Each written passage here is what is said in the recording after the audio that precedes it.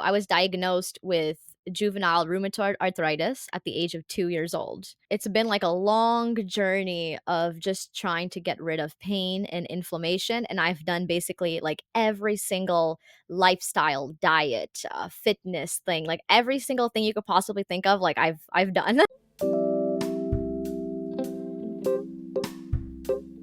If you've been watching, you know that I take my ingredients very seriously, but there are 3 companies that I have found that I absolutely love. Check the description for discount codes. Hello, welcome to my podcast, Journey to Health. My name is Adrienne, and today I am interviewing my friend Layla. Layla Lu.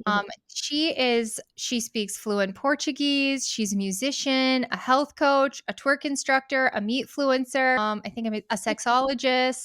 I think I missed some things, but she's super interesting. I'm really excited. Thank you so much for being here. Of course, it's my pleasure. So, I found you super interesting from the very moment that I saw you, and how I caught you is you made a reel with a whole Mm. bunch of people that I love, Kelly and Jen and all Bella, all the people I love, and it was so catchy. And you made another one with the dudes, Yes, and I did. I don't know. I feel like I should show it, but if anybody's looking, they can find you on Instagram at the Dirty Carnivora. Is that how you say it? Yes.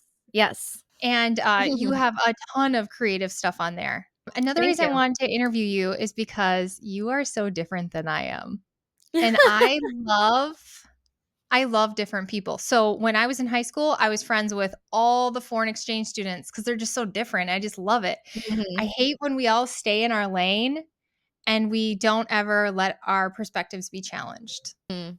but I think a lot of people in the meat space like to be challenged a little bit. So, anyways, okay. So, enough about that. I'm wondering, did I hear correctly, if I remember your story right? Did you used to be a vegan? Yes. Yes, I And did. how did you decide to do that? And then how did you make a transition? Like, what happened? Okay, so I'm going to try to make it kind of long story short because my healing journey has been like my whole life. But I was diagnosed with juvenile rheumatoid arthritis at the age of 2 years old. It's been like a long journey of just trying to get rid of pain and inflammation. And I've done basically like every single lifestyle, diet, fitness thing, like every single thing you could possibly think of, like I've done. And so in the beginning, me and my family and all that, we didn't really have much knowledge on these things. But my mom has always been active, and she loves martial arts and grew up doing a lot of fitness and stuff like that. And she ended up becoming a personal trainer, bodybuilder, in her 20s and stuff. Later on throughout life, when she had me, we were just eating normal, regular Western diet type food, and my arthritis just kind of started to get worse, and I was on a ton of medication at the time. Every time the doctors would put me on one thing and then it wouldn't work, they're like, oh no, you have to mix this and that together. Oh, that doesn't work. Oh no, you need to mix this, that, and that. Oh wait, that doesn't work. No, no, no, scratch what that doctor said. You have to use this, and that. And none of the doctors knew what I had. None of the doctors knew what was going on with my body. They just said to my mom, and they told me and my mother, literally a child hearing this too, being like, well, there's nothing we can do. She's just going to be blind and in a wheelchair by the age of 19, and that's going to be her life. Like, she's just going to have to accept that, and you're going to have to accept that, and there's nothing we can do. And my mom has always been very open minded and changes her opinions on a lot of things. And for her, it's like I can never like fully believe what she's saying today because tomorrow she might say something different. But that's what I kind of love about her, of that open-mindedness, that she's able to kind of like switch and learn and grow in that way. And so when my mom around the time, so around 9 years old, I stopped medication and we went to a holistic route. She was also going through a transition at the time, becoming yoga teacher and becoming very spiritual and all of that stuff. And at the time, my brother's father, he was also suicidal and like had severe depression. So she was dealing with a lot, like having a sick daughter with autoimmune conditions that was in pain, struggling all the time, and then also like having a partner that like wanted to kill himself. So she was dealing with all of this and trying to find cures for us both and trying to find different routes and things to do at that time.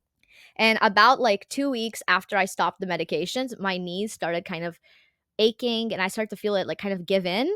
And on my ninth birthday, exactly on my birthday, I stopped walking and I couldn't stand up. One day it got completely disabled and I ended up becoming like just basically really stiff. And at the time too, we had started going like vegan. So that was when we started too. So I think that for me, for me and a lot of people that are also in the health field and stuff like that, we know that like pharmaceuticals, they can be good, but there a lot of the times it's a band-aid and not fixing the actual root cause of the problem. So as soon as we stopped everything, I think I ended up having a shock. My body was like, "What's going on?" Like going through all of these health transitions and going vegan and doing all these things and then with the supplementing and all that. So at that time, I did a lot of different things. My mom is also she's a Thai yoga massage therapist, so it's kind of like doing yoga but laying down in like massage form. So you're not really moving. The person's moving for you and stretching you and doing all those stuff. So I did that while I couldn't move and walk because I still needed to get moving and still needed to do things as well. Lots of physiotherapy. And at that time too, was also a time where I found that, well, because I couldn't hang around other children and children didn't want to hang around me at the time either because they were all hyper. They wanted to play, they wanted to run outside, and I wasn't able to do any of that. So, I ended up having to go internal a lot and reflecting, and I ended up maturing really fast. I became friends with people that were like twice my age, like most of my friends were 20s, 30s, 40s, and I would hang around older people and they would teach me things. And I was always into music and had music around me my whole life. And at that time, I had to do finger exercises and I hated doing that. And my grandma knew that I loved music. So she's like, why not get her like a piano? So she got me a keyboard so that would trick me into playing and doing my finger exercises, but also doing something to kind of like distract. And I became like very savvy. I was a huge nerd, still am. I started like blogging and web designing all at age 10, was making my own money, like, then literally making Wow. websites for people and all of that, and I had a lot of different types of blogs that were popular at the time, and I started a YouTube channel, and at the time, my YouTube channel was based on my healing and my health and also like raw food recipes and vegan recipes and things, and also like non-traditional, unconventional, like non-conformist type of things, which I still am to this day. And over time, about 3 years after that, I ended up so around actually 10 years old, I had two major things happen. One is my health got really bad. So but by the time I wasn't walking and everything, my aunt was studying holistic nutrition. And one of her like practitioners, her gurus that she kind of like looks up to, he's also very like non-traditional and he doesn't really like to call himself a holistic nutritionist and stuff like that because he doesn't do what regular people prescribe people to do to heal. And he's also studied something called iridology, which is basically they take a picture of your eye up close with this special camera, and then you can see everything that's going on in the body in your eyes. So they can see like, oh, there's a leaky gut here. Oh, there's hyperthyroid and all this stuff. So he started to see a bunch of things just by looking at a picture of my eye. And the first thing he did, which is interesting because a lot of people have mixed opinions on this, was put me on a blood type diet. So that was kind of like the first transition I did, as I already had been vegan for years then. How But long have you had been vegan by the time the arthritis came? I was vegan for 4 years. 4 years. Okay. Yeah. That and then raw food vegan after for like the last 2 years. But then when I went to this doctor, his name is Darko.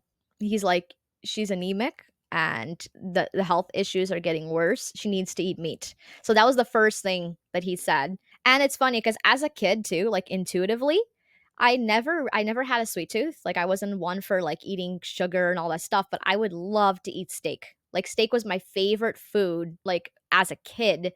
I would love it. Love medium rare.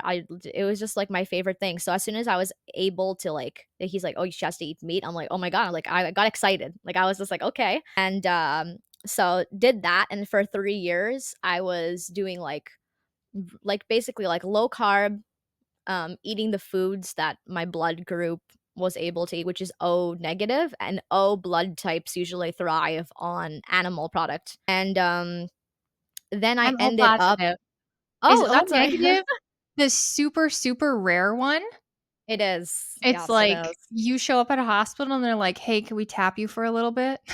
The thing with, like, with all blood types too is that they're kind of, like, universal, so they can donate to all different types of, of types of blood groups. But for me, I've always been, like I'm really light as is, so I don't think I'd be able to donate that much blood as And is. you were anemic. Yeah, Exactly. yeah. So yeah, I mean, I did that for 3 years. And it was hard, but also, like, I was always disciplined, and even the days that I would have, like, cheat days, I would never cheat, like, I would be like, "No." Like, people are like, "Do you wanna have a slice of pizza, or do you wanna have something?" I'm like, "No, no." And people would see that, and like a 10-year-old literally being, like, that disciplined, but I always knew that I wasn't gonna have this forever, like, I was very optimistic, very positive, and all that stuff. And I say this a lot when people talk to me about my health and my healing is I tell people, it doesn't matter all the health things that you do. If you're not positive, if you don't have a good mindset, you will continue to be sick in other ways. So it doesn't matter. Like you can be eating the best food, but then you're super stressed and you're negative and that will affect your cortisol levels and you're just going to have different types of issues your whole life. So learning to also control the brain, the mind, and all that. The mind is powerful. Like the mind can make us sick if we want it to believe. The mind can make us high if we want to believe. Placebo is like a very real thing that, we're capable of transforming our brains to believing and creating reality. So, um at that time too, my uncle was a huge stoner. And, he would always tell my mom to try to give me cannabis in order to help me with my pain and stuff like that. At the time, my mom was very against cannabis, and she was like, "No, I'm not doing that. Like, that's bad," and all that. One day, my uncle accidentally, still I don't know if it's accidentally, I think it was on purpose, but he left a whole pot of pot tea on the counter of our house, and he had left. My mom came back from a yoga class and was like, "Would you like some tea?" And I was 10. I was like, "Sure." Drinking a little bit of tea, and I said, "This tea tastes so good. Give me some more." So I had more, and then I had more, and then I just got really stoned from this tea, but I but I was like relaxing for the first time in years. No medication, nothing had ever done that. And I had, like, tears in my eyes, and I looked up at my mom, I was like, "Thank you, like, thank you for this." And my mom was confused, she was happy that I was not in pain, but she was like, "What's going on?" So she calls my uncle, she's like, "Oh my god, like, what was in that tea?" And he tells her, like, "Oh, I left some cannabis tea, but it's okay, like, she's just gonna rest, everything is gonna be fine." And then I ended up also, like, treating myself with cannabis as well. So cannabis was a big part of also my healing transition at the time. And so a lot of it was just natural food and cannabis for pain and things like that for sleep because I used to have like a hard time even sleeping. One, I struggled with insomnia. As a teenager, got many anxiety attacks and all that stuff, had rosacea, all sorts of health things that would come up. I'd get hives all the time and I didn't know why. It would just some sort of like detoxing thing that was happening in my body. And so I struggled with so many different things. And throughout like my teenage years, After I started walking again, I started walking when I was 12, and ironically, I started walking on Christmas, so everyone was like, "It was a Christmas miracle." So, it was, Oh. like, such a beautiful moment at that time, like, the snow was falling, it was, like, perfect day, and when I started walking again, my feet would not fully go flat onto the ground, like, it would ache if I would do that. So, I think it was because of sitting down too much too, like, my hips moved a little bit back instead of forward, and I walk on my tiptoes, and still to this day, I walk on my tiptoes. It's something that never fully kinda came back, but I have one foot that managed to go down, the other one's still not able to, but a lot of, physiotherapists say that it may never go back to normal just because of the ligaments shortened, and that is not gonna be an issue, it's just something to be, like, mindful about. And, yeah, I always, like, joke and stuff because I watched the Barbie movie last year where her toes Yeah, were, and then and I was she like, "I would kill this role, like, this would be easy for me, like, my feet are just naturally, like." So, yeah, I mean, did a bunch of things, so I did lots of different health stuff, and then eventually, did a lot of intermittent fasting and went keto. And the issue was that every single year, I would have flare-ups, and my flare-ups would happen every October. I would start to feel pain. By November, December, I would be in a lot of pain, and my knees would be, like, super swollen, and it just kept happening where throughout the whole winter, I would use that as a recovery period. By June, I'd be good again, and then October, it would happen again. And I started to get tired of that happening in my life because as I got older too and started to get into relationships, it was also a lot of weight on my relationships, having my boyfriends and things having to deal with that or helping massage me or helping me get certain supplements or certain things. And I started to feel bad for them, even though a lot of them were like really nice about it.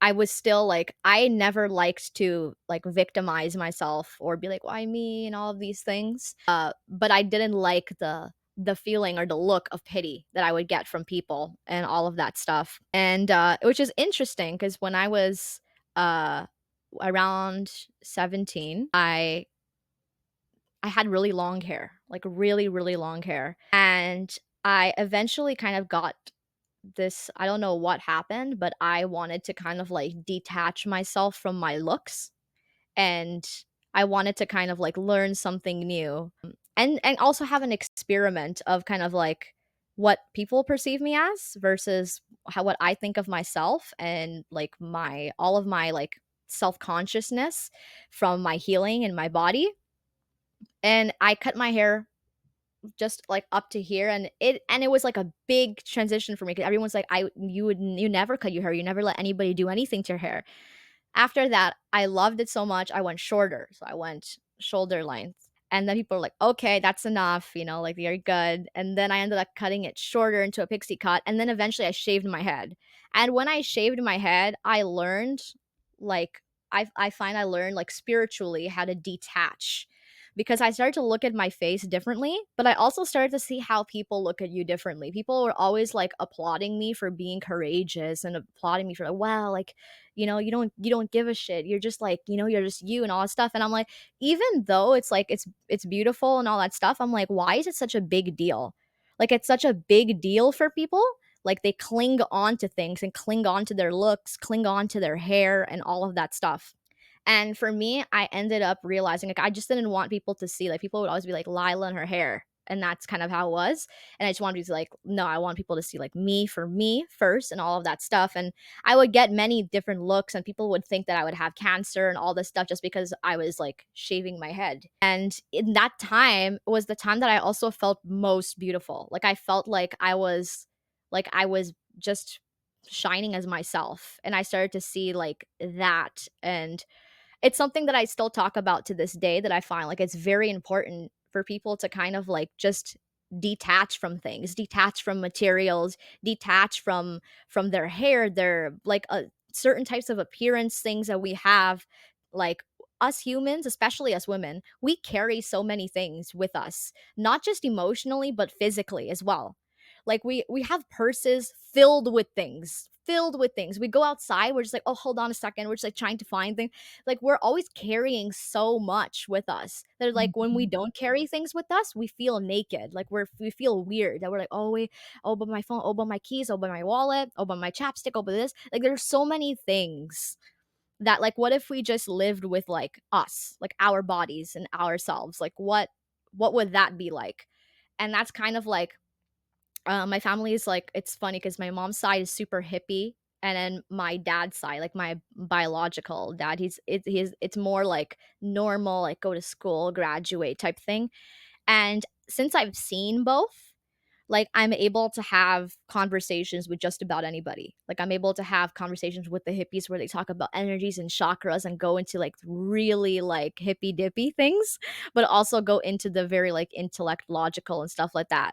And I find that to be like beautiful and very interesting. And even though like my mom is like a big hippie at heart, she's not like the traditional like you look at her, you're like, oh, she's a hippie kind of thing.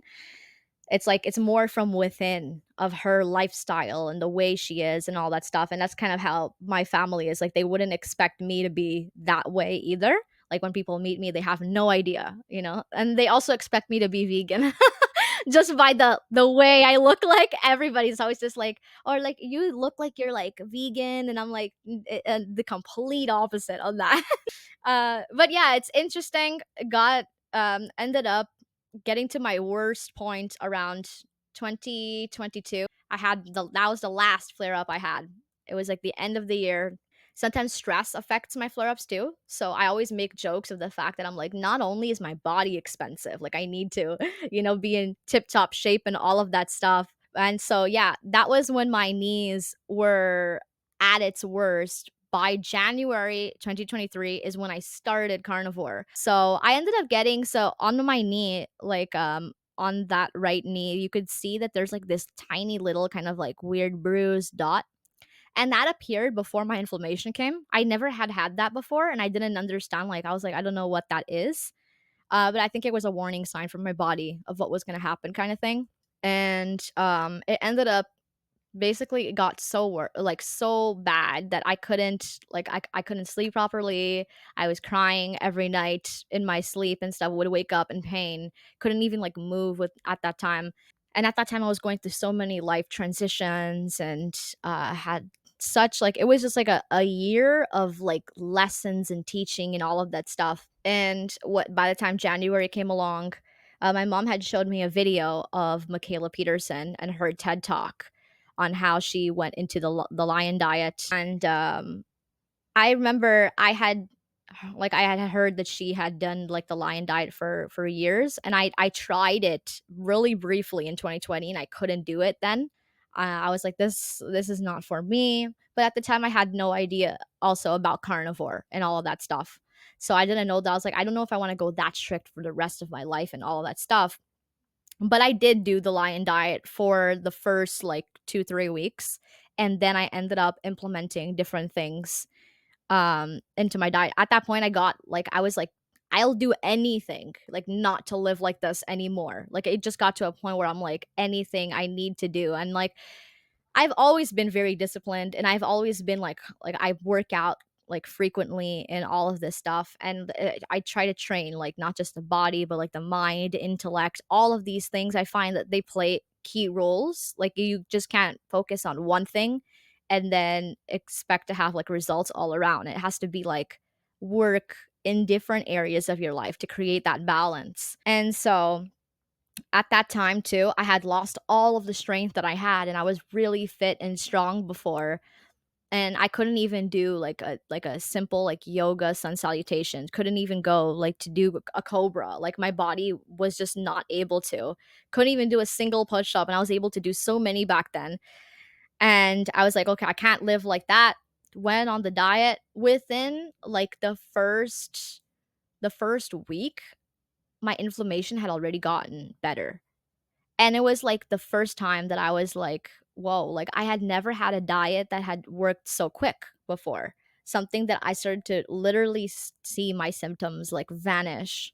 By, like, 2 months in, I was already, like, exercising again, and I was already feeling so good, And also another thing that would always happen to me is that, one, I was trying to gain weight, so I would be, like, eating a lot of different, like, bodybuilding type foods, back then, and it would just be, like, a lot of, like, chicken and rice and beef and kimchi and avocados and nuts and seeds and fruits, and I wasn't eating, like, necessarily, like, anything bad. I wasn't eating, processed foods or anything, but I would always get crashes after I would eat.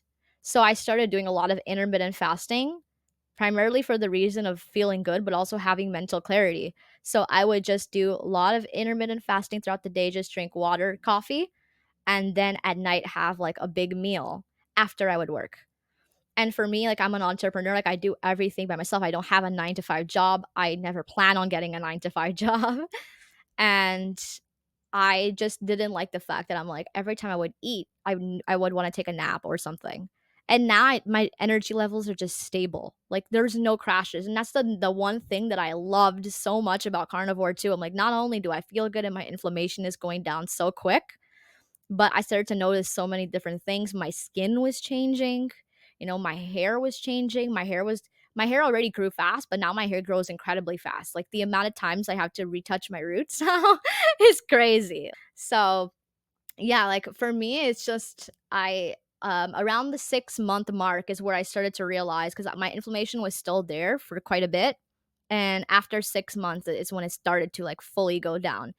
I had a time where it took a while, and then I think around October is when it completely disappeared, and, like, everything disappeared, and I had, like, no problem, like, no symptoms of anything, not a single flare up in the winter. I was so worried and terrified that it would happen again, and this winter was just, like, fabulous. Like, I was like, "Oh my god, finally." You know? So that was, like, the health journey. Long story short, because there's so much in there, but that's That ended is up how I. amazing. So this was Yeah. your first winter without being debilitated. Yes, first first We started winter. carnivore at the same time. I started January Oh, yeah, 2023 as well. I have chronic inflammatory amazing. response syndrome, and I was to the point that I was like, "I'll do anything. I'll Mhm, do anything." So I can mhm. totally relate to that. Also super interesting, I've got, like, a really straight-laced dad, and then I have just a very free-spirited mom. Very, very, very in fact, she left my dad and was a lesbian for 20 years. Oh, But wow. then married a guy. Interesting. So she's very, very, whatever her heart, Yeah, she changes just like your mom. I thought it was I love interesting too that. that your mom used to be anti-ganja and now she's a ganja yoga instructor. Exactly. And she was the first one that actually, so the first person, like, in North America to actually open up a weed-friendly yoga studio. A lot of people are doing ganja yoga, and it's been a thing that's, like, from, like, decades, like, even, like, early, like, BC kinda thing, like, it's always been a part of, like, Indian culture and all that stuff. But she was the first one in North America to open up a ganja yoga studio, and at the time where it was illegal. So it was still illegal, and a lot of, like, you would think that, like, the cops or whatever would try to bust that, but, like, what are they gonna do? Like, people are just, like, smoking weed and doing yoga. Like, they're not doing anything crazy, you know? So, Yeah. and it ended up, like, for 12, 13 years it was open, closed around the pandemic, and at around the time it got legal too, it started causing a bunch of complications, which is funny. When it got legal is when it started causing complications. And my mom ended up going to Brazil, and she lived in Brazil, ended up meeting her husband there. And her husband are like my hierarchy for relationships. Like, they're the best couple ever. Like, they do everything together. Like, I find she struggled so much in the past, in her relationships, and now she just has this like perfect man who is perfect for her. They do everything together. They work together, they sleep together, they go out together. If she even like if she's like, "Oh, I want some ice cream." He's like, "I'll go to the store. I'll go get it for you." Like, he's like that kind of guy. Like, it could be like late at night, whatever she wants, like, he's going to do, or he'll stop whatever he's doing to like go with her to like the grocery store or the convenience store. Like, "You want me to come with?" And she's like, "No, it's okay. Like, I'm just gotta go to the corner." He's like, "No, I'll come with." So they do like everything, and it's just like it's so beautiful to see like the love that they have for each other and all that. And so she was in Brazil for like 5 years. I ended up going there during the pandemic, and they ended up getting married while I was there. It was a beautiful, very hippie ceremony. It was by the beach. Everyone wore white. Like, it was just a very, like, ceremonial type thing. There's a part where everybody had a joint and would blow smoke to the bride and the At groom the for good couple? luck. Yeah. So it was very hippie, but so beautiful. And they came back here, and they actually just opened up like kind of like Ganji yoga around 2. It's called the Flower of Life Yoga. And every all their students and stuff like had migrated online. So she was doing online yoga throughout these whole like pandemic years. And then now they're happy that it's like there's a physical space open again, and it's been going good. It's like the family business. So did she move close to you? Oh yeah, so we when she moved back, it's funny, like when she moved back, I was living in British Columbia with my ex at the time. When we broke up, we came back here to Toronto, and we all had no place to go. So like my at the time, it was really hard for us all, which is it was an interesting transition. My mom, my sister, and my dad, they had a place in Brazil, and it was a really nice like beachfront house and all that. They come back to Toronto with like nowhere to live. So they were at my aunt's house sleeping on my aunt's floor. And then when I was in BC with my ex, we had a whole full house, like with 3 floors, like 3 bedrooms and everything. And I just left everything that I owned there, came back with my dog and started over. And then I had nowhere to go. So it was still at my aunt's house, but my grandma lives below. So I was with my grandma. So the whole family was just like all together for a Aw. while. And then we ended up moving out together. So then now I'm back living with my sister and my family, and we're all like, you know, united again. But it's an interesting transition too, because we lived like, well, I lived alone for so many years, to like live back with my parents and things like that. I'm like, oh, it's interesting. It's like I almost feel like a teenager again in certain forms. And my mom wasn't here as well during the transition from like my teenage years to adulthood. So there's a lot that she has missed, and I find that sometimes she's still like treats me as like a teenager without realizing it. I'm like, I'm not a teenager. I'm like, I've lived alone. And she's like, oh yes, yes, like I forgot. And then like this year, on June 16th, it's my birthday, and I'm turning 25. So I always like I get mind blown by the fact, because I'm like, oh my god, like my 20s went by so quick. It's already like 5 more years till I'm 30, and my mom's like, I can't believe I have a 25-year-old. So we 'Cause have you're the this oldest. certain moment. Yes, I'm the oldest. My sister's a Gemini too, Mm, June 11th. June 11th. Okay. Yeah, and, it's funny, I was just listening to your guys' interpretation of the Gemini, you and another guest that you had, and I thought it was so good, but my sister is so different, like, she has multiple personalities. Oh yes. Oh yes. That's a thing with Geminis. They do have multiple personalities, but they also have like they say it's like multifaceted. They have like interest in things and so many different types of stuff, that Gemini is like the one only sign of the zodiac that as soon as they start to feel like kind of like constrained, they open up doors, but they act in every single each one of them. Like, so they will try something out. Oh, it's not for me. Next. Oh, that's not for me. Next. As for That's the so other signs, interesting. yeah. She had 4 jobs in 2 years, Yeah. and she's a professional, like, she's got an Yeah. engineering degree, and she was Mhm. like, "I don't like this one," so she went to the next Yeah. one, "I don't like this one," she went to the next one. She moved Mhm. 4 different places too. Yep. Yeah, That's funny you that's say so that. Gemini. That's so me too. I do that all the time. It's just like it's so many transitions, jobs.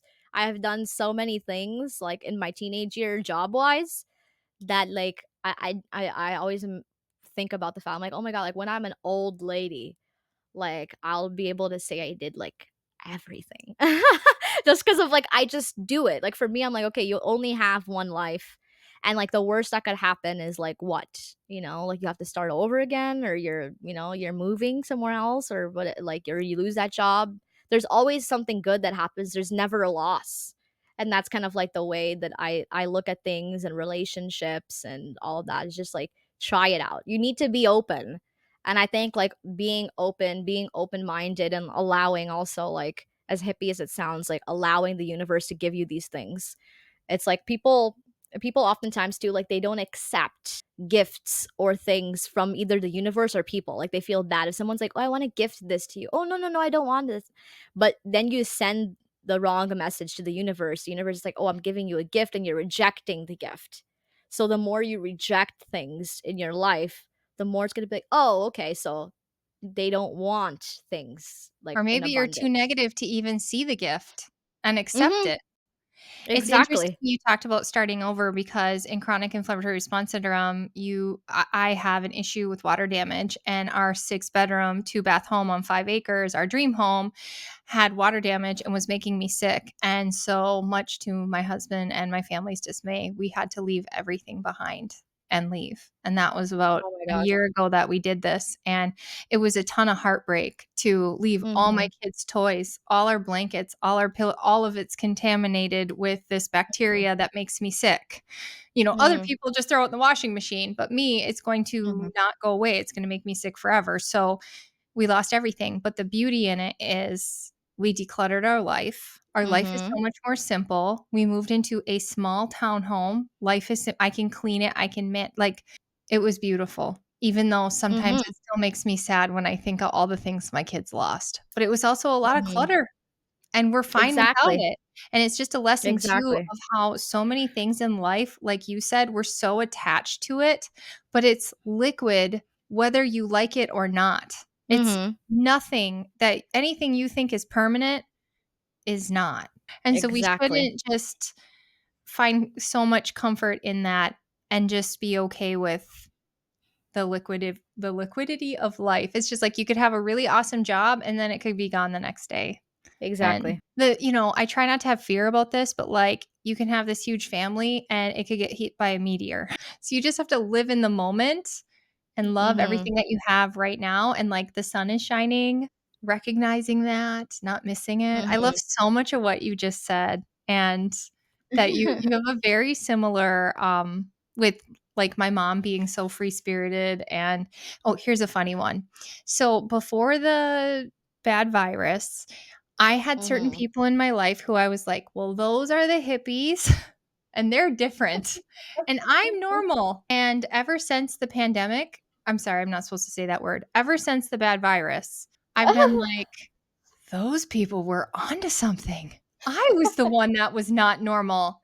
Like, my very favorite person, she is the head of the home birth in the area. She grows all her own food. She has an alpaca. She like if she can, she makes her own all her clothes are made out of cotton. I had no idea what was up with those ugly clothes.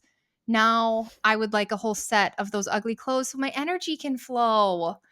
Right? I Yeah. had no idea how bad I was sleeping until you switch out of Mhm. synthetic fabrics and put some cotton on. Now you're sleeping like amazing and earthing. And now I'm like, wow, I was the one that had no Yeah. idea.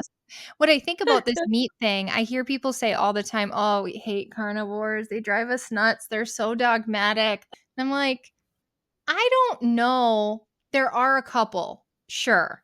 But Mhm. most people who've gone all the way to a meat-only diet, we've tried everything else. And since I thought I was so right before and then it turned out I wasn't, I'm never gonna say I'm right. And I'm also never gonna say I'm right for everybody. I'm gonna say this is what Mhm. makes me feel best. But what are your thoughts on that? Do you think that all carnivores are dogmatic, or do you think that they're a little bit more open-minded than we're getting credit for? Well, I'm sure there are some that are, but I do think that they're very open-minded, but that's also an really interesting there's So do you think that perfect. we are very dogmatic? I don't think I don't really think so. I find vegans to be, and I know that there's, like, this huge thing where it's just, like, there's, like, the vegans versus carnivores kinda thing, and I find that I have so many opinions on this, but I know there's so many carnivores out there that create content, and I love their content, but I think personally that they're a little too nice sometimes. And the funny thing is that I have a lot of my carnivore friends and carnivore creators that message me privately and that tell me that they wish they were a little less nice in a certain interview or in a certain video or response to things and stuff like that, instead of letting people walk all over them and all of that.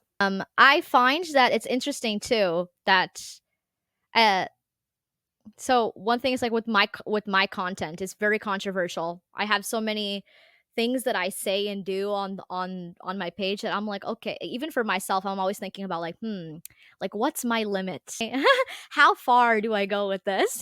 And I'm like, do I care too? That's the question. Is do I care? It's like, and I started to realize a lot of things where I'm like, I don't know, like these are all things that we're thinking, we're just not saying. And I decided to kind of be that. Like my mom calls me the loudmouth carnivore. She's just like, all of your videos, she's just like, that one's gonna cause problem. That one is I'm like, what am I gonna do? I was just like, I'm just being me and I'm being kind about it, but I'm still being a little bit more forceful about it. And I think with like the it's interesting to see a lot of carnivores I find too have a lot of like conservative values. Even though we are open minded, I've had this talk with actually one of my friends named Adrian from a cafe across the street of my house, and I told him like I don't really find that I fit into any.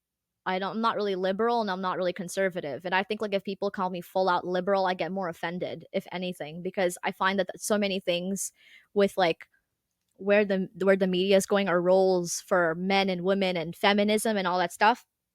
Like I'm a feminist, but I'm not that kind of feminist. Like I don't think that we should be hating men and that, we should be doing everything ourselves and all of that stuff. It's just like we have our roles as women and men have their roles and all that stuff too. So I just like it's interesting to see like carnivores do have that kind of like traditional family type value too, is what I see as well.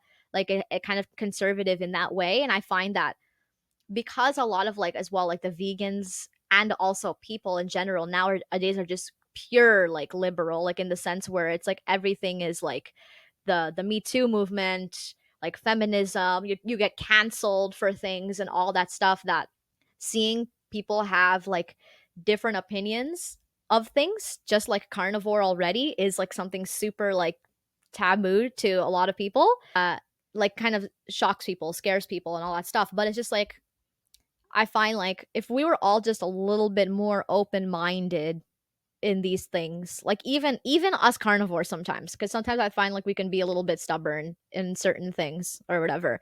Like it's not like we were carnivore forever. Some like we've become carnivore and we know how good it feels. Like we know how amazing we feel and we just want other people to feel that way. And I think that's where it could kind of sound a little preachy in that sense or whatever. But it's just like there are known things in health that are just like that are facts, like even when it comes to like vegetables and stuff like that, like we oxalates are something that is not a toxic compound that you're spraying. It's a toxic compound that the plants create themselves. That's a fact. Like, that's a fact. Mhm. So it's just like there's nothing to argue against that. Like, that's something like Google it. You can see it. And it sounds annoying, and I sound like sometimes like a know-it-all in these situations and things like that. And I'm very much aware of that. But I'm like, that's just like what can I say? It's just like there's so many pros and cons to things in life and all of that stuff. It's just like it's literally just about being flexible and open-minded. And I am flexible and open-minded to like if one day I realize that carnivore is no good, if it's no good or whatever, that I'm open to being like it worked for me for that period of time and now it doesn't work for me anymore, and I'll be open and honest about that experience. I'm not going to let that get to me and be like, "Oh, that was a waste of my time and I didn't know any better." No, like that's the what you knew then. And then it's like that is science, that is learning, that is growth, is to be aware of these things and to be aware that you can change. You can do something different. But in my personal opinion, I do believe that we're not all that different when it comes to like biology and stuff like that. I believe carnivore is for everybody. Like that, and that's my opinion. A lot of people are like, "Oh, what works for me may not work for you, or what works for you may not work That's for me, me." the carnivore Um, nice. Yeah, I should just change Yeah, my no. name to Carnivore Yeah, Nice. Like, one carnivore. time I even left in an interview and I even left the door open for veganism, and in reality, I don't think veganism's healthy for any human being. Yeah. I can relate to vegans in a way of they're looking and doing the best research they can to be as healthy as they can, and they're Yeah, willing to restrict things. So I can relate to that, but I don't, yeah, like, because of the oxalates and stuff, and because of the issues I've had. I was incredibly sick exactly. until I dropped the plants, and I was eating the clean plants. I was growing some of them myself. I was eating the good Mhm. plants. Yeah, No. exactly. And it's, I do wanna kinda Yeah, dig into some of your sexology and stuff like that, taboo, but I do of wanna course. say, yeah, I totally agree with you on a political standpoint. I used to call myself a conservative, and Mhm. now saying that out loud kinda makes me wanna throw up a little bit because I think that we were divided and we thought that we were so different. Mm, And in reality, I think we all want the same. Like, I want everybody to be happy. I don't even know what that means for everybody. So, and also with like marriage and stuff, like I'm very, very traditional because I think in mhm. society that just works really well. And I also think primally that way. But I think there's a Yeah. lot of things outside that are primal that may not have always worked super optimal, like open relationships. Like to me, that kind of makes sense. Like men were built to spread seed, and so I could see primally how that would work. I think societally that might be kind of tough. But I see Mhm. primally how that is a way of life. It's like it doesn't go against nature. I don't know. Mhm. So there's Yeah. some open-mindedness there, but yet, you know, I guess There's that some way I'm still a exactly. little bit more like let's Mhm. let's keep it easy. No, Like I I agree think with you in there. history there were like these multiple women because they would want to be provided for. So like the guy that could provide the best would have multiple wives and they would Mhm. kill each other. Yeah. But I mean, it's how not we go all back that, to our yeah. ancestors, ancestrally, this absolutely happened. 100%. And Yep. we go back, our Yep. ancestors ate meat, well, our ancestors also had multiple wives. Exactly. Okay, Yeah, so I what mean, does it mean yeah. to be a sexologist? Okay. So a sexologist, long story short, is basically being a sex expert and like relationship expert, coach. There is also like there's different umbrellas of sexologists that are also like therapists that are like professional therapists and stuff. I am not a therapist. I am a coach, but eventually I do want to study to also get to my therapy sessions and stuff like that. I find that naturally I already kind of do intuitive therapy within my coaching and stuff like that. I've always been very interested in sex and relationships and the biology and the anatomy of females and males and all of that stuff. And particularly males because I find like I know so much about my own body and I'm also a woman. So I'm like, oh, I get so intrigued by like the male mind and male responses to things. And I think that that's the one thing that is like we're not all that different. But men and women, we do have differences when it comes to our physical biology. And I find that that also affects like our health. For example, like even with fasting and things like that. I find that there's a lot of studies that are done and primarily they're done on men, but not a lot of the studies are done on women. And even the studies of women, like for example, there was a study years ago, decades, where they talked about the women's clitoris, and the women's clitoris have 5,000 to 8,000 nerve endings, but that was actually done on cows. That wasn't done on women, and and then they said that that was the response. That was the research. Only in like 2022 did they conduct a research where they used real women and they figured out that we have more than 10,000 nerve endings. So there's so many things like that that still to this day they were tested on rats or cows or other animals, female versions of them, but not a lot of research done on women. And with fasting, for example, there's so much research of how it's good for you, but there's so many women that fast and have so many issues with it as well. And the reason of that being is the time that you fast.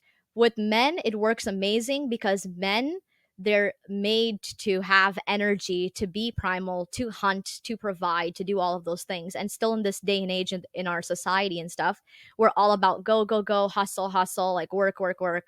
And for men with their bodies running on a 24-hour cycle, that's amazing. But for women, it is not.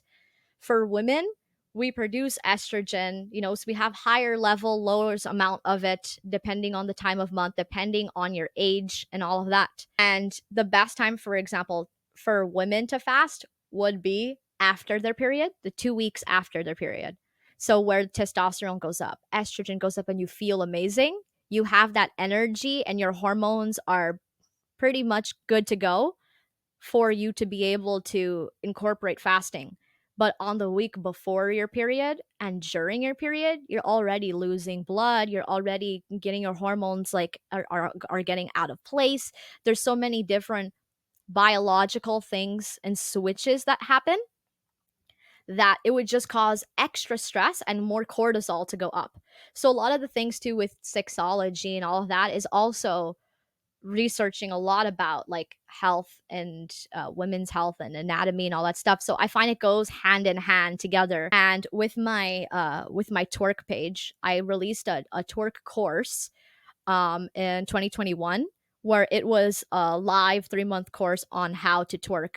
And I explained twerking in a sense that a lot of people wouldn't have imagined, where I talked about it, helping with sexuality, helping with releasing trauma stored in the hip. So there's a lot of spiritual aspects, but there's a lot of physical aspects, and I incorporate lots of sexology in it. And I still teach twerk classes. I still have my twerk page online and all that stuff, but right now it's more leaning it towards like health coaching and carnivore coaching, but also incorporating the mind, the body, and all of that together. And so that's why I wanted to have a little bit more of like a sex focused carnivore page, where I talked a lot about hormones, and I talked a lot about what happens with females and things like that. And believe it or not, it's just like a lot of us still don't know certain things with our bodies. And I have so many friends that are like well in their 30s, men and women, that don't know how certain things work even during sex, or like how to get pregnant or things like that, or like tiny, tiny things that I'm like, no, like that can get you pregnant actually, or oh, that actually is not good for the semen, like tiny things that you would think that people would know, but they don't. And it's the same thing when it goes to health. Like we're so like focused on like the food pyramid, and having all the colors of the rainbows on our plate, the more colors the better, kind of thing. And it's just like it's just bullshit. Like the more we go and look into these things, the more we start to see patterns within our health and biology and all that stuff. And like when you are when you are horny, it means that your hormones are working properly too. We're supposed to have good libidos. Like we're supposed to have, like we're made to, like eat meat, eat seasonal fruits, and have sex. Like that was Have that was babies. our job. That was our job. Yeah. That was it. And literally like women having babies, and the men providing and hunting and all of that stuff, and women being around other women, and having feminine circles, and a lot of it is I hippie love feminine nowadays. circles. My Yeah. one friend I was telling you about with the alpaca, she had women circling women, and, like, especially when you're pregnant, we Mhm. would literally just be together and touch each other's bellies, and at first thought I was like, "Please don't touch me," but then I don't know, there's just something spiritual about it. There There's something is, there is. medicinal about a woman's circle, there really is. Mhm. And when you talk about, like, us eating and procreating, that's sexy talk. It is, it is. It's so primal, it's so sexy, it really is. It is. It really is. So I do love this meat thing because it's just yeah, and I when I said I didn't like to call myself conservative, I just mean because it's just so divisive and we're human. Mhm. I just wanna call myself Exactly. human, Literally. happy human. I wanna just eat meat and Mhm. be healthy and have good relationships with girls and got, like, friendships and Yeah, community and all the exactly. goodness.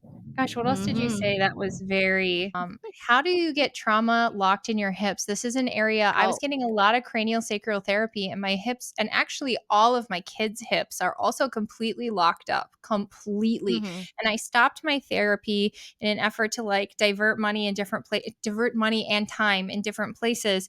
And now my hips are so locked up that they burn. What the So, heck? the the thing with like trauma stored in our hips and stuff like that is that we have stagnant energy in our bodies, and the majority of things that we do, us humans, especially in this societies, we don't do primal movements anymore. We don't do stuff that we used to do in nature where we would climb trees or hunchback or like crawl and all of these things that would be beneficial movements for our spine and our body. We don't do these things anymore. All we do is stand up and sit down and stand up Mhm. and sit down. It's a very rigid movement. It's a very rigid movement to literally just be, very structure, almost like a robot kind of thing. That men and women both have, like, most of the hip area is not open. Men don't even have flexibility just even to bend down properly, like they can't even usually bend down, like they're usually like just literally like hunched back kind of thing and all of that stuff. So there's so many different types of movements that are beneficial for us in that way. But the interesting thing is, for women in particular, is a lot of the emotion that we don't express gets stored in our hips. So gets stored in our hips, it gets stored in that spiritual area as well of the chakra, in that lower sacral energy area. And so it's very important for us to do different things like hip rolls. And that's why I find like twerking is amazing, because you activate so many different types of muscles and areas in your body where you have to learn how to contract and release. And you learn intuitively how to get your body moving in ways where you start to pay more attention to what's going on internally. So that's an interesting thing, is like when you have an illness, when you have a disease and all that stuff, your body is sensitive, and that's almost like a gift for us. That's our gift, that even though it sucks, God gave Mhm. us something where we're able to actually reflect on the tiny things that are right or wrong with our body. And we know when it's right or wrong. We just don't listen to it. And everybody has this ability, but usually people with disorders and diseases have that ability more, because we already have we already have something that is uncomfortable. So when nobody has any of that, imagine just the average normal person. All we're doing is standing up and sitting down and all this. They're eating regular food.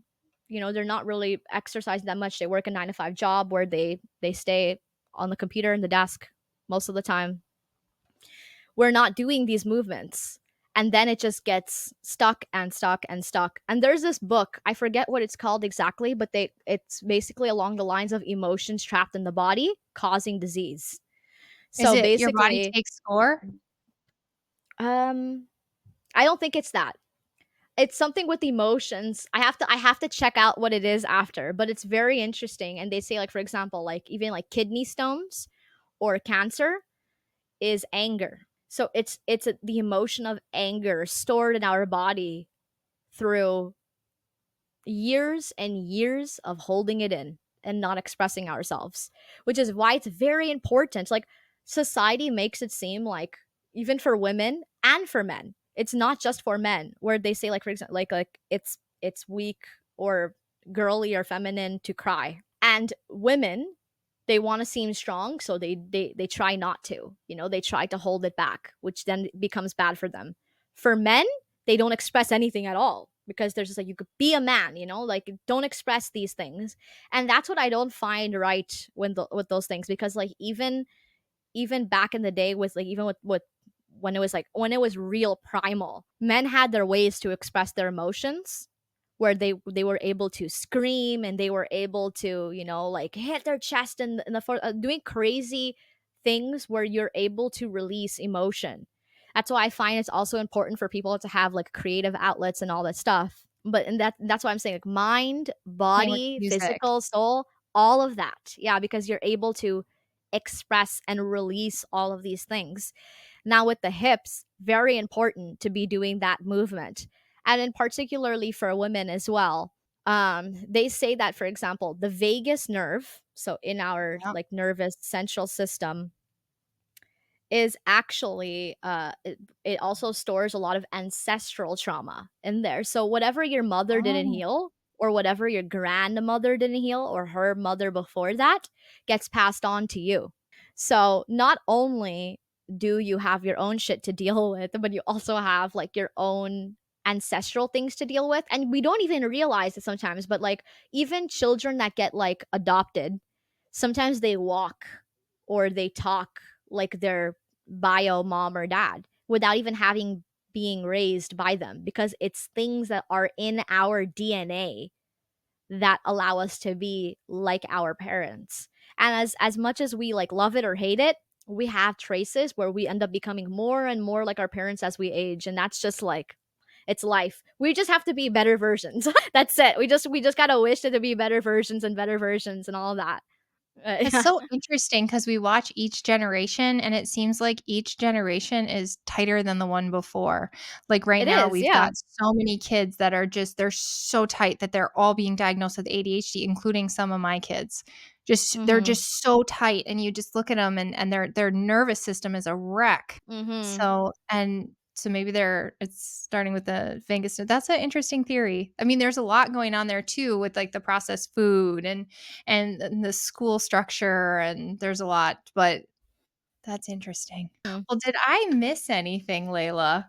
I took a lot of notes here. I do think it's interesting you said sensitivity is a gift. Mm. I'm incredibly sensitive, so I can walk into a hotel and tell you if it's moldy. I Mm. absolutely can. I can tell you what room in the YMCA is moldy. I can, Oh, and wow. that's a gift, a curse Yes, and a gift because I get it is a sick. curse. Mhm. But it's a gift, and it's the same with when I st if I wouldn't even try to eat processed food because I would immediately get sick. Yeah, exactly. And it's a curse, but it's also a gift because now I'm not gonna eat that poison, where other people have no consequence, they can go to McDonald's, eat french fries, and they don't feel a dang thing, or do they? And they just don't know it, but They just I don't know it. That's the thing.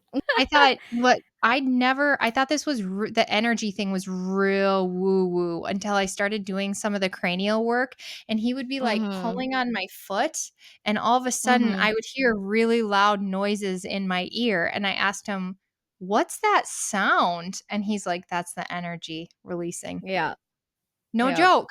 It's a real No, yeah, thing. it's a Everybody real get rid thing. of your synthetic clothes, put your feet in the damn grass, and get some sun. And we sound crazy saying it. That's the thing, you know? It's really fascinating. Even with like an interesting thing with like the how you're able to sense like the mold and stuff. I'm able to know when it's gonna rain, even when the days that it looks like it's not gonna rain.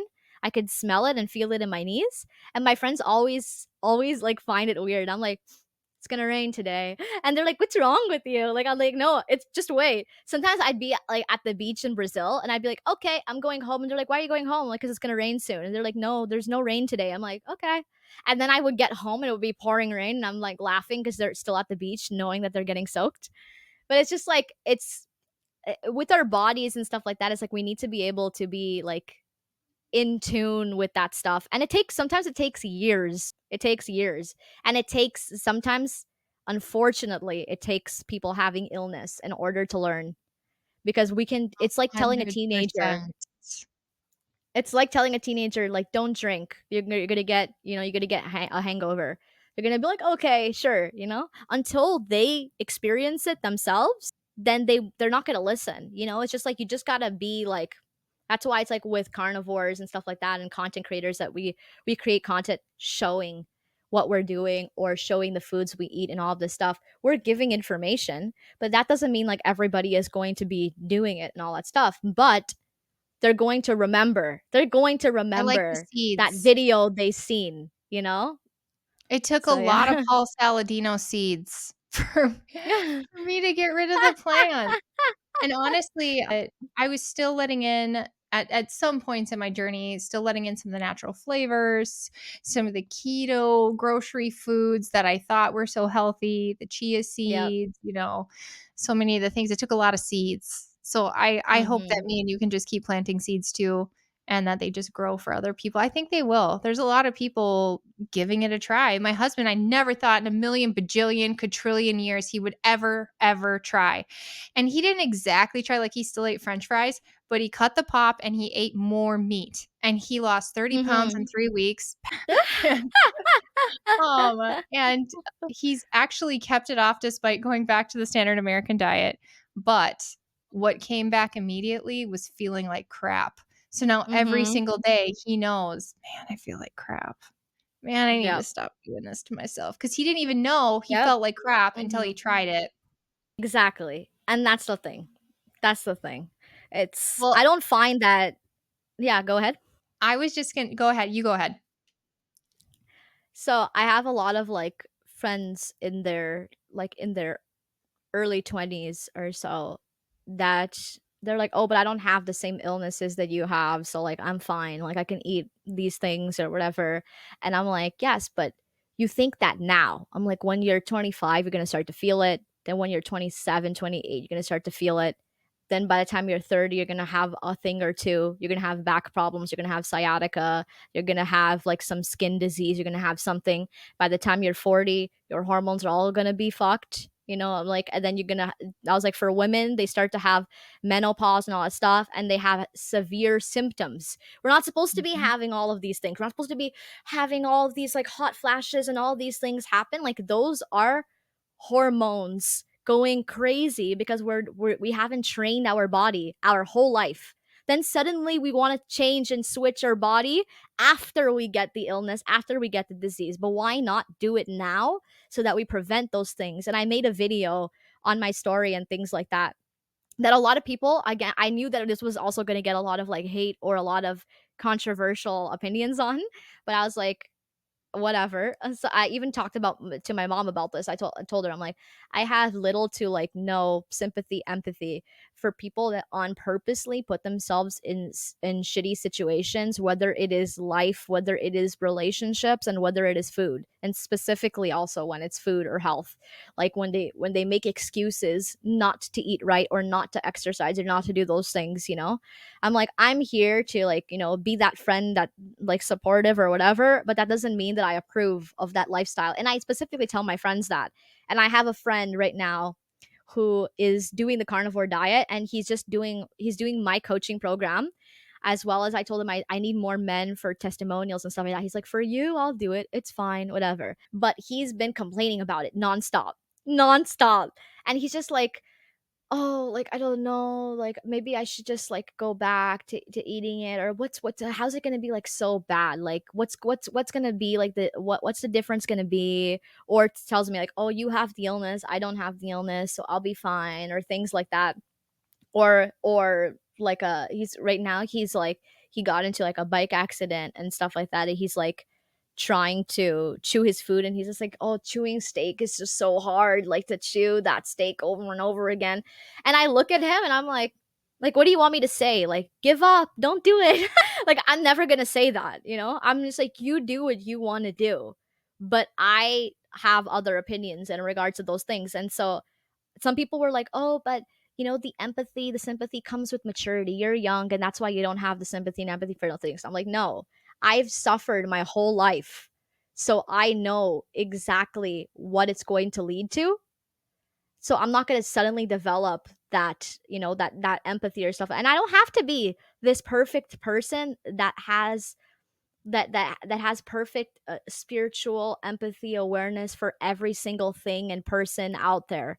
It's just like we need to learn how to have boundaries and need to learn that there are some things that we're willing to accept and some things we're not, and that's okay. People make it a big deal and you're a bad person if you don't agree with something, Yeah, I whether don't it like that. is a value or whether it is health or whatever, like that you're bad. Oh, you're not empathetic, you don't have any sympathy, you're egotistical, you're all of these things just because maybe you have like one opinion about something that they don't have an Yeah. opinion on. you know? The one area I think I've grown more empathy for than ever, though, is people who are so overweight and Mhm. they're trapped, and here's why, because it was me, first of all, and they Mhm. think like, I was sitting on an airplane next to a guy that weighed, like, 350, 400, something like that, and he's eating this Mhm. little salad, it's got some chicken, and he's putting his fat-free dressing on it. So here this guy is working so freaking hard, and then he's kicking himself when after that salad, he's starving to death, and he binges. And the problem, so there's where my empathy is. He has no 100%. idea that the food He has he's no idea. eating is wrong. He has no idea. He's working Mhm. so hard and he's hurting his body because I was doing this, eating low Yeah. calorie, low fat. He's hurting his Mhm. body. He's putting his metabolism into starvation. He's hurting his hormones and his hormones fight back. And it's this Yeah. perpetual cycle. And then they binge and then they think, oh my gosh, it's my fault because I binged. Yeah. And the reality is, if instead of that salad, he had a big fat steak, he would have never probably binged. Like the chances of Exactly. binging after a huge ribeye are significantly less, like 5,000 times less than if you're eating that tiny little bowl of grass. Mhm. So those are the people I have I sympathy agree, for, I the agree. people who are working so freaking hard and have no idea, and then they're kicking themselves and blaming themselves and going through like, "Why can't this just work for me? Why can't I get this to 100%. work? It's my Yeah. fault." Especially they watched our show, The Biggest Loser. They saw us calorie restrict. They saw us lose all this weight. And they're like, why can't I be like those people on The Biggest Loser? Well, because 5 Mhm. minutes after the show, we all gained our weight back. It's not real. Your advice is Mhm. wrong. Exactly. Those are the people I Yeah, do have sympathy for. Now, my husband, who's 100%. got high blood pressure and is eating French fries and washing them down with 7 gallons of Dr. Pepper, Yeah, I he mean, it's knows. He yes. knows better, and he's not doing When it. you know, that's the thing. But they say there's a saying that I love so much. It's like my favorite saying. It's to know and not to do, not to know. What? To But you do know know. and not to do is not to know. But if you knew, then if you knew that it was that great for you, if you knew how amazing it was, then you would do it. But you're Yeah. not aware of the circumstances. So to know and not to do is not to know. You can't say, I know it's bad for me. I know it's bad for me. No, you don't because you're You still don't doing know it. enough because You if you don't know did, you would enough. do it? Exactly. Yeah. Well, Mhm. we'll just keep planting seeds, and Most I definitely. just think I think you're fabulous. Thank you for coming on my Thank show you. today. Of I hope that, course. like, 10,000 people watch it just because you are so freaking interesting, and I love adding some spice. I feel like you're so spicy. I hope that you'll go on my friend G's show. No pressure, I but would love that. you Yeah. gotta go on G's show because she is so spicy. I mean, I am even though I don't wanna label myself that, I am super traditional, super Mhm, conservative, mhm. and that's just how I feel comfortable, but she's fun, which is why her and I do a show together. She's way more fun than I am, and I like to surround myself with people who are different in hopes that I have growth. That's amazing. I love that. Are you, by any chance, a water sign? I'm a Pisces. I thought so. Wait, okay, we're just have to take 5 more minutes for this. Okay, We how did will. you know that? And then secondly, I gotta tell you about my husband, it'll blow your mind. So, Unless you can guess what sign he is. oh, interesting. So the funny thing with astrology too is I love astrology and every single podcast of mine I always ask for people's signs. Sometimes I guess people's signs, but usually when I guess them, it's right. It's either if it's not right, it's in their big three. It's in their like rising or moon. And the reason being too is not just personality, but looks. So I look the like a it Pisces? you look like a Pisces. Now I'll explain. No. So every zodiac sign is ruled by a different planet, and each of those planets have different physical characteristics that affect them. So for example, Tauruses tend to be like more rounder, and usually people who struggle with like binge eating or tend to get more overweight, their dark side physically would be that. So usually they're Tauruses, which is really interesting to see. So every zodiac has different, but Tauruses, for example, they have really strong structure. They tend to be of average height or taller. It's like they have like like some sharp features, but their features are very symmetrical because they're ruled by Venus, which is the planet of beauty, love, femininity. As for Pisces, for example, Pisces, they have a couple of key characteristics. I love Pisces. So It's okay. uh, Go for it. they Tell have me. I the am very rarely offended, which is why I'm okay with being on YouTube because people can send me tell me all the veggies I need to eat. I really don't give a crap. So go ahead. so they do have like a uniqueness, almost like a very mysticalness to them. But they tend to have either like daydreamy or stoned eyes. That it's their it's that's the number one thing you see. Either their eyes look like they're very like daydreamy, like very brilliant, or it looks like they're stoned. Like Am I there's no in stoned? between with Pisces eyes kind of thing. Is it because my eyes are slitty? Do I look stoned? I thought you have the daydreamy eyes. You have like Okay. princess eyes. Like like those Oh, cartoon type eyes. Like no one's ever said that to me before. That's the sweetest thing anybody's ever said. They also tend to be clumsy, and they have a walk when they walk. This is the weird one. When they walk, they tend to walk like a fish. They have like an interesting walk that's almost like, like their feet are like they don't every zodiac sign, like for example, like the way they hold themselves up and they walk, their energy is different. Like you have a lot of water sign energy, where naturally too, like even the way you speak has a lot of like emotion coming in, and a lot of it is very intuitive and almost like psychic, which Pisces also tend to have psychic energy. So you should also like, watch for that. The more you like pay attention to even your spiritual side, the more you'll see that you definitely have some sort of psychic intuition or energy when it comes to that stuff. And psychicness comes out in many different ways. It's not necessarily of kind of like, oh, I'm predicting this tomorrow kind of thing. There's so many different types of intuitive nature, but Pisces has that. So they have that, like, that almost like that uniqueness, almost kind of weird but quirky, but also very like romantic, and the daydreamy stoned eyes. They also tend to have lighter features, I find. Like most of the Pisces I know tend to have lighter features in their face, which is interesting to see. I wonder if that's a correlation, because I have no idea if that is, but I find that all the Pisces I know uh are usually have like a little bit of more softness. Even the ones that have like dark hair, they have almost this golden texture, or like this Oh, you're golden making honey us brown sound eyes. so Like, oh yeah, magical. I love Pisces. They are magical. They're very magical. Okay, so tell me, who do you think I married? Hmm, that's interesting. Because it's interesting thing is that sometimes like we either attract like someone who's like compatible with us, but a lot of the times I find that sometimes Pisces tend to have like people who are different, who are different than them. Hmm. You want me to just tell you? Sure, sure. Okay, so my first husband, who's um not right for me, we'll go with that. Mm, His birthday was September 3rd, okay, right? so 9 a 380, Virgo. and he was not right for me at all. Mhm. And then my husband is a Leo.